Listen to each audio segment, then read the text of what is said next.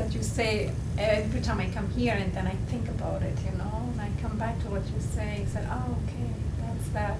You give us your point, but it's for us to process it and to understand it really, not on this minute, just by living the experience, by experiencing the acts and the thought process. Yeah, the thing is, even if the kind of things we're talking about, even if they sound convincing, naturally our intelligence is in such a way that there has to be some doubt.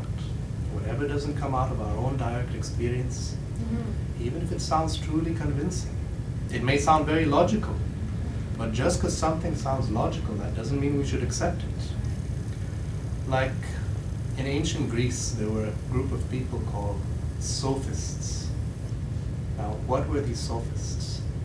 It's not like in our society, the legal system that we have here is that suppose you've been accused of a crime, you can hire a lawyer and he will represent you in the court.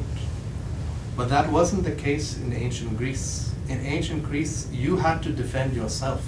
There was no representative that was there to take care of your case. So because of this, there were people called sophists which were hired. The reason why they were hired is because sophists were people who were highly skilled in logic, and they can teach you a certain art of how to use your logic. Now these sophists, if you talk to them, he will give you 100% evidence, logical evidence that God exists. And you will not be able to argue with him, because really the logical argument he gives is almost perfect. But if he wants, he can do just the opposite. He can bend his argument to prove just the opposite, that 100% God doesn't exist. Because this is how the logical mind is. It's not about what is the truth. It's about who can give the more convincing argument. So this is why in philosophy, in Western philosophy and Eastern philosophy, you read different philosophies. They have different conclusions, different ideas, and everybody's equally convinced that they have found the truth. Now what's going on here? Go by experience. Because suppose there's an elephant standing in front of me, but I'm living with closed eyes. The elephant may be there, but as far as my reality is concerned, it does not exist. We have to understand this, that whatever has not come into our experience, as far as our experience is concerned, it does not exist. We really have this attitude of exploration. Now, what's essential is first to realize that I don't know, right? Unless I first realize I don't know, then how can there be true investigation? That's the attitude of a true seeker of truth. He's willing to go into the search, putting all his assumptions aside, putting all his conclusions aside, and he's just an empty, blank slate. And from that space, now true exploration can begin.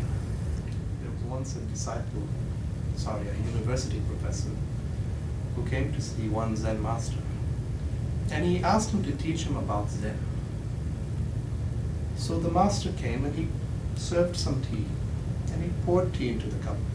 And suddenly the cup was overflowing with the tea. So the university professor said, "Stop! Nothing more is going to enter into this cup."